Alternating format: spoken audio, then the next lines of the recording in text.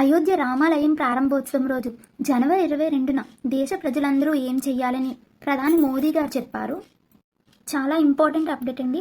ఈ వీడియో అస్సలు మిస్ అవ్వకండి, ఎండ్ వరకు చూడండి.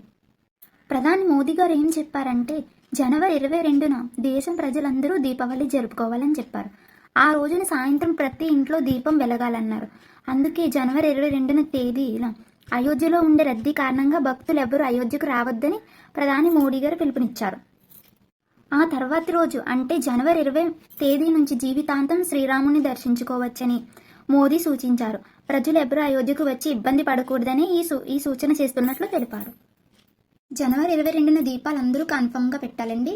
ఈ వీడియోని అందరికీ షేర్ చేయండి. అలాగే నా ఛానల్ని లైక్ చేయండి, షేర్ చేయండి, సబ్స్క్రైబ్ కూడా చేయండి. Thank you for watching.